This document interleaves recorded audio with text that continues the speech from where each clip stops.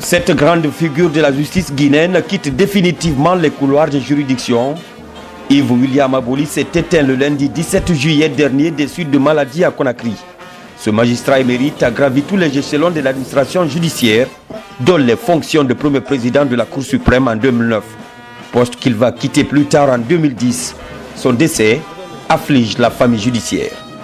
Notre peine est profonde, car celui qui quitte ce monde était une des figures représentatives de tout ce qui synthétise la judaculture, dans l'acception la plus complète de ce mot.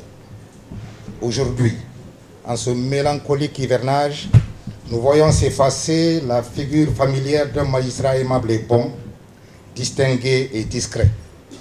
Ses relations avec nous, au cours d'une longue collaboration empreinte de charme, furent amènes et cordiales, je dirais fraternelles. L'austérité pour le magistrat se traduit par le fait qu'il n'aime pas la familiarité excessive, sans que cela ne signifie un orgueil, sans que cela ne signifie un dédain pour les autres.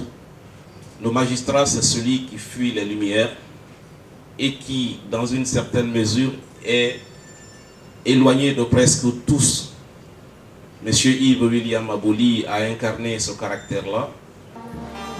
Dans l'enceinte de la Cour suprême, un dernier hommage est rendu à Yves William Aboli.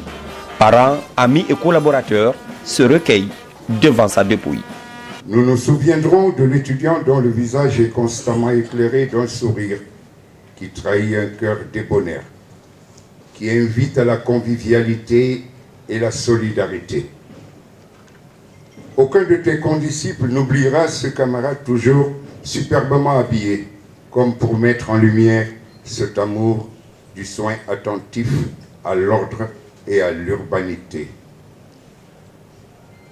Chers amis de la promotion Adiama Fori Bangoura, le malheur de l'avoir perdu ne nous fera jamais oublier le bonheur de l'avoir connu. Ce fut un père aimable, attentif aux membres de sa famille pour lesquels il n'a rien ménagé, ni de sa propre personne, ni de ses biens, sans oublier ses amis auxquels il est resté fidèle.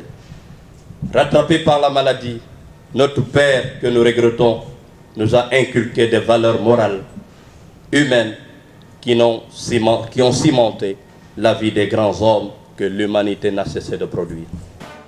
Décédé à l'âge de 68 ans, Yves William Aboli laisse 2 enfants et une veuve inconsolable. Il sera inhumé ce jeudi dans sa ville natale de Bofa.